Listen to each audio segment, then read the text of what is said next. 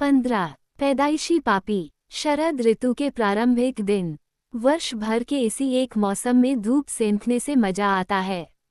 इस दिन गुलाबी धूप में बैठकर अपने बदन की कमजोर एवं निर्जीव अंगों को धूप से सेंकता रहा था। अब वो पूरी तरह सोचने लगा कि उसने अपने आप को अपाहिज बना दिया है।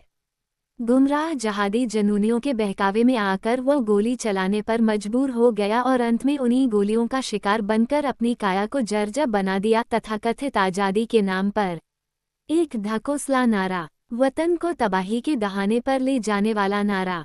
मुझे अब इससे कोई सरोकार नहीं। उसने मुझे एक ही जगह बैठने के लिए मजबूर किया, जबकि इससे पहले मैं शहर का कोना कोना छान मारता था। इस तरह उसने अब महसूस किया कि वो पैदाइशी पापी है। अब उसको कदम उठाने या चलाने का कोई हक नहीं। उसको अब कोई गुला न कहे। वो तो अब लंगड़ा है, लंगड़ा ही रहेगा और सब उसको लंगड़ा कहकर ही पुकारेंगे। वो कभी कभार सोचता कि दुनिया का अस्तित्व दिन रात से कायम है। जब तक ये दुनिया है तब तक इसमें आदमी रहेंगे, किंतु इन आदमियों की दुनिया क्यों निराली है। इनकी इस दुनिया में कई लोग पानी की एक बूंद के लिए तरसते हैं और कई ऐसे भी हैं जिनको किसी चीज़ का अभाव नहीं। कई सड़कों पर भूखे मरते हैं और कईयों ने सारी उम्र खाया पिया है, किंतु अब पानी की एक भी बूंद पचा नहीं सकते। कईयों को तन ओढ़ने के लिए कपड़ा नहीं है और कई ऐसे भी हैं जो दिन में कपड़े के 10 जोड़े पहनते हैं। इन बातों पर पहले भी उसका ध्यान गया था, किंतु उस समय वह ये कहकर इसी निष्कर्ष पर पहुंचता कि यह तो ईश्वर की किस्मत की देन है। किंतु आज वह सोचता है कि यह भगवान की देन नहीं बल्कि यह मानव के प्रति सरासर अन्याय है। ये देन है उन धन दौलत वाले चापलूसों की जो गरीब, शोषित और अपाहिजों की लाचारी का अनुचित लाभ उठाते हैं।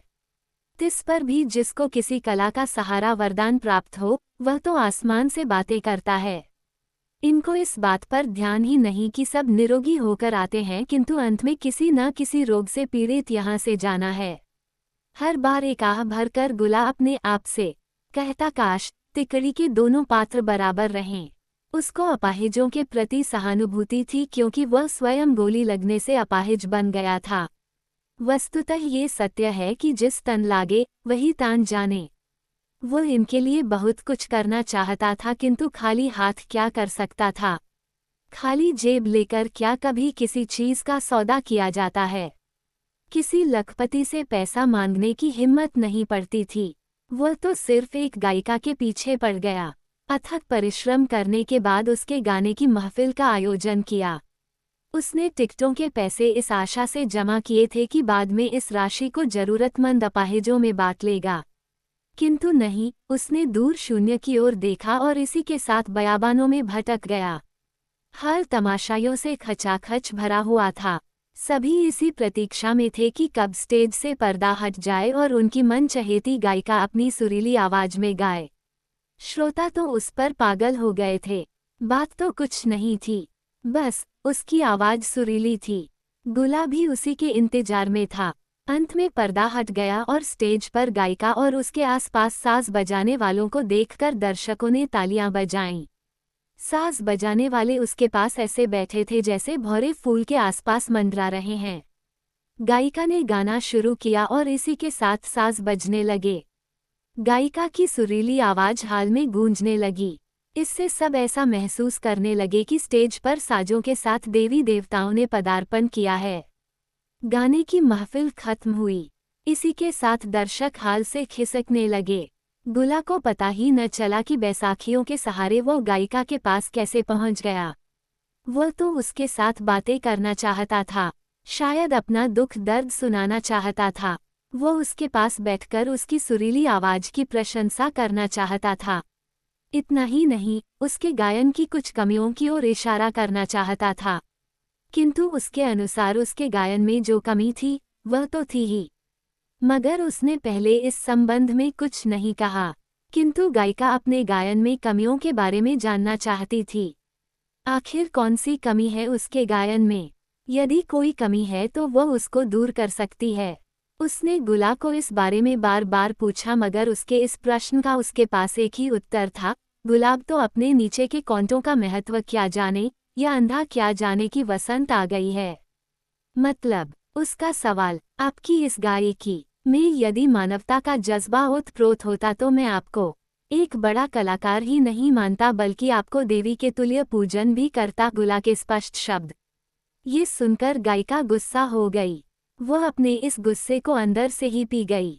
कहा, मगर मैं जानना चाहती हूँ कि आजकल किस काम में मानवता का जज्बा निहित है जिसके फलस्वरूप गरीब, लाचार या अपाहिजों की सहायता की जा सके। सभी तो कमाते हैं अपने पेट की आग बुझाने के लिए, फिर भी हम छोटे कलाकार मानवता का नाम जीवित रखने के लिए क्या कर सकते हैं? जो चोर बाजारी या तस्करी करते हैं उनके पास तो खूब धन होता है। इस वक्त जब गोली लगने से कई नौजवान अपाहिज हो गए हैं, उनकी सहायता आप जैसी कलाकार ही कर सकती है। गुला ने कहा, मैं तो खाली हाथ क्या कर सकूंगी। भगवान की देन के रूप में मेरे पास गायकी का फन है। गायिका ने कहा, यही फन या कला यदि महीने में एक बार हमारी भलाई के लिए इस्तेमाल करेगी तो हमारे हालात बहुत हद तक सुधर जाएंगे। गुला का उत्तर, तो इसके लिए मैं ही उपयुक्त कलाकार हूँ। गायिका का गुस्सा, ना, ऐसी बात नहीं। अलबत्ता मुझे आपकी यह कला जानदार और सार्थक लगती है। ये लोगों को कर्तव्य परायणता का संदेश दे सकती है। गुला का उत्तर, आपका दिमाग सही है। मैं क्या आपके लिए अपना कीमती समय नष्ट कर दूं? हट जा मेरे सामने से। मैं कमाऊं और पारिश्रमिक लोगों में बांट दूं। यही ना। ध्यान से सुनिए, मैंने गाना इसलिए नहीं सीखा है। ये कला मेरी आजीविका कमाने का एकमात्र साधन है। मुझे तो आप जैसे लोगों से क्या वास्ता। वैसे भी जो चलते फिरने के योग्य नहीं, उनकी समाज में कोई जरूरत नहीं। ऐसे आदमियों को दरिया में फेंक देना चाहिए, गायिका ने एक ही सांस में कहा। गायिका के इस कथन का समर्थन साज बजाने वालों ने सिर हिलाकर किया। उन्होंने न चाहने पर भी ऐसा किया, मात्र गायिका को खुश करने के लिए। गुला ने ये सब ध्यान से देखा और सुना। इसके बाद गायिका की ओर देखा। उसकी नज़र से बचकर वह धीरे धीरे उठा और बैसाखियों के सहारे वहां से खिसक गया। इसके साथ ही गायिका चीखी। वह घबराते हुए दरवाजे के बाहर आई। उसके मुंह से ये शब्द स्पष्ट सुनाई दे रहे थे, चोर, बदमाश, पकड़ो, पकड़ो। यही बोलते हुए वह दरवाजे के सामने गिर पड़ी। उसको साज बजाने वालों ने उठाया। सब उसके आसपास जमा हो गए। सभी जानना चाहते थे कि उसको यह एकदम क्या हो गया। अंत में जब उसको होश आया तो उसने अपनी खोखली आवाज में कहा, उसने मेरा पर्स चुरा लिया। किसने? साज बजाने वाले ने पूछा। गुला ने। उसने एक बार फिर खोखली आवाज में कहा। निश्चय यदि दृढ़ हो तो कोई भी काम करना मुश्किल या असंभव नहीं। मगर गुला के लिए ये घड़ी परीक्षा की थी जब उसके माता पिता भी कहने लगे कि तुम चोर हो। तूने ही खानदान पर चोरी करने का कलंक लगाया है। ये सत्य है कि उसने गायिका का पर्स चुराया था जिसमें मात्र 10 रुपए थे, किंतु रुपए के अतिरिक्त भी इसमें बहुत कुछ था जो उसकी अमूल्य निधि थी। पढ़ाई में उसने अब तक जो कुछ अर्जित किया था उसका सार तो इसी में था। हाँ, उसके सारे प्रमाण पत्र। जब यह उसके माँ बाप ने सुना तो वे परेशान हो गए। वे तो उसको पर्स वापस करने के लिए मजबूर कर रहे थे। उन्होंने उसको यहाँ तक धमकी दी कि यदि पर्स वापस न किया गया तो उसकी बैसाखियाँ जला दी जाएंगी। वो नहीं चाहते थे कि उनके प्रिय पुत्र को अपने इस अपाहिज संसार में चोरी का कलंक लग जाए।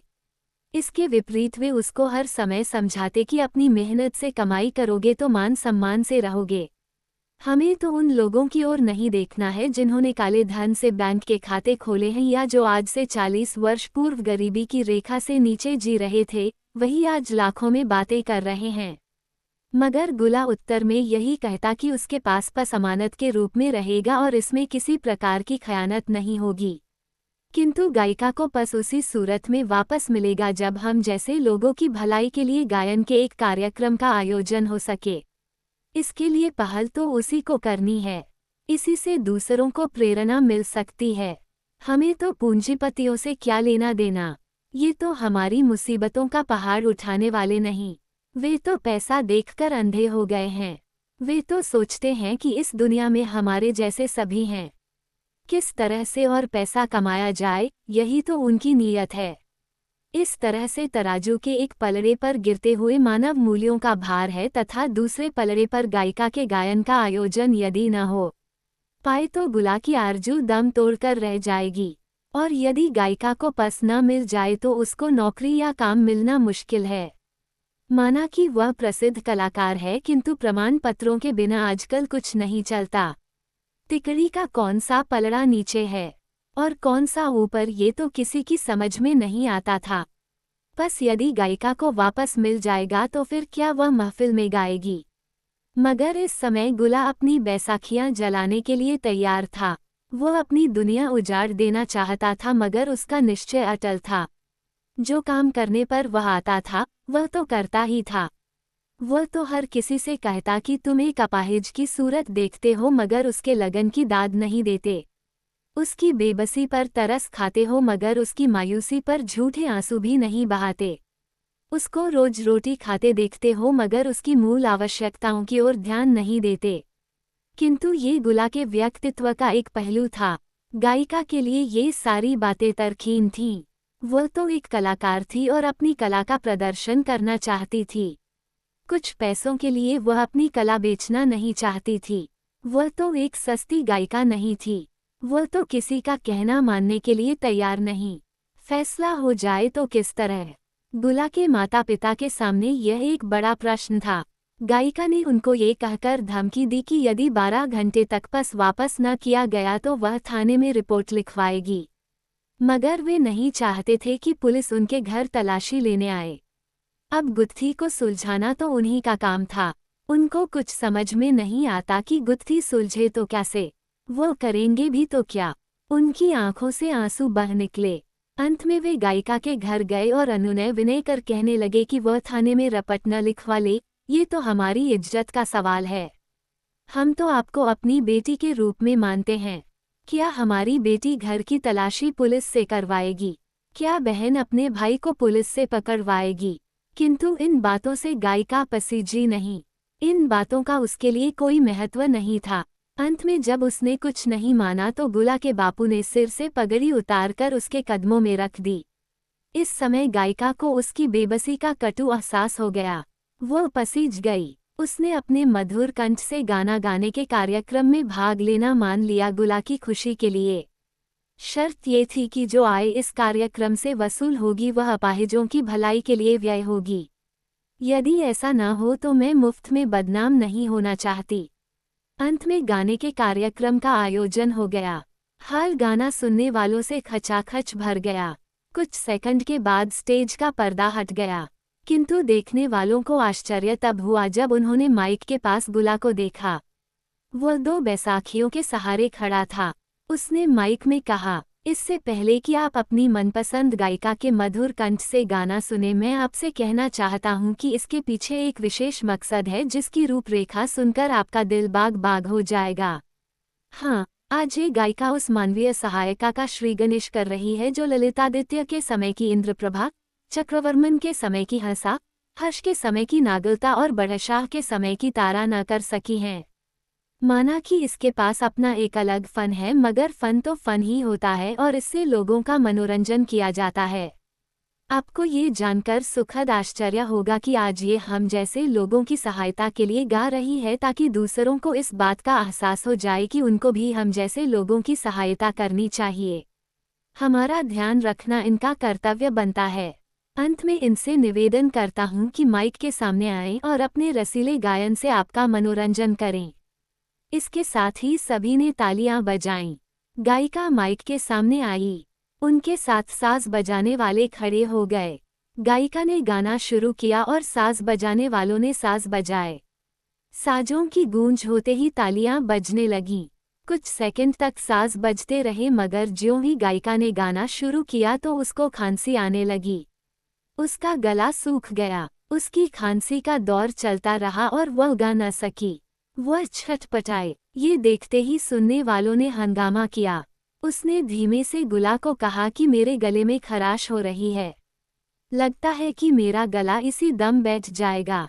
मेरी सांस रुक रही है। इसके होते हुए भी उसने गाने की लाख कोशिश की किंतु पहले उसके गले में से जो मधुर आवाज निकलती थी वह बेसुरी हो गई। वो एकदम उठकर चल दी। हाल में खलबली मच गई। पर्दा गिर गया। वस्तु स्थिति देखकर गुला बहुत दुखी हुआ।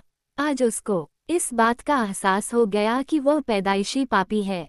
उसको इस बात की पूर्ण आशा थी कि यदि गायिका इनकी भलाई के लिए गाएगी तो दूसरों की आंखें भी खुल सकती हैं। वह तो हमारे लिए बहुत ही अच्छा होगा। हमारे जलते रेगिस्तान में हरियाली आएगी।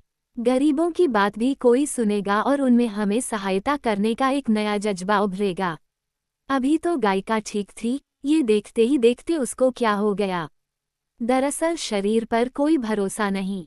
ये तो पत्थर से सख्त और फूल से कोमल है।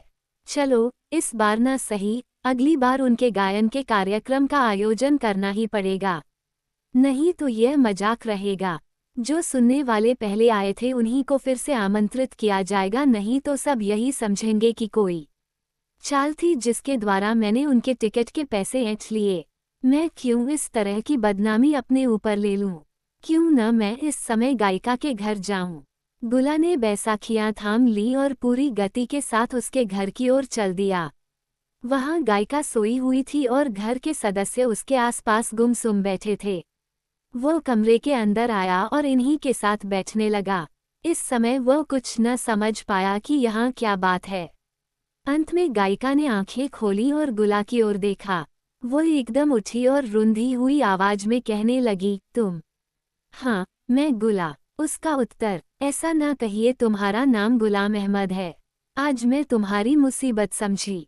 दिल चाहता है कि काश मेरा गला ठीक हो जाए और मैं केवल तुम जैसे लोगों के लिए गाऊं, उसने रुंधे हुए गले से कहा। गुला कुछ समझ न पाया कि वो क्या कह रही है। वो असमंजस में पड़ गया। फिर भी उसने सांत्वना देकर कहा, आपका गला ठीक हो जाएगा। आपने हिम्मत क्यों हारी है? अब तो मेरा गला ठीक होने का सवाल ही पैदा नहीं होता। मुझसे जो बातें करनी है करिए, नहीं तो फिर पछताओगे, उसने कहा। गुला की समझ में कुछ नहीं आ पा रहा था कि वह क्या कह रही है। उसने पूछा, क्यों? मेरे साउंड बॉक्स को कैंसर हो गया है। अगले सप्ताह डॉक्टर इसे मेरे गले से निकालेंगे। गायिका के स्पष्ट शब्द, तुमको अब हक बनता है मुझे गूंगी कहने का। तुम चल नहीं सकते और मैं बोल नहीं पाऊंगी। अब मैं भी तुम्हारी तरह अपाहिज हूँ। तुम भी परेशान हैं और मैं भी परेशान हूँ। उसका रुआं सा उत्तर। ये सुनकर गुला ने महसूस किया कि उसके नीचे से जमीन सरक रही है। उसकी आंखों से आंसू बह निकले। वो उसकी ओर एकटक देखने लगा। दिल में बनाया महल दिल में ही भर भर आ गया। उसने सिर झुकाया और बच्चे की तरह रोने लगा। गायिका अपने स्थान पर से उठी और उसके पास आ गई। कहा, मत रो मेरे भाई, इसमें तुम्हारा क्या दोष? दरअसल मैं ही आसमान से बातें कर रही थी। इसी को कहते हैं शाप। यदि मैंने उसी दिन तुम्हारा प्रस्ताव मान लिया होता तो शायद मेरी यह हालत न हुई होती। मैंने तुम्हारा दिल दुखाया, अब मैं तुम्हारे हवाले हूँ।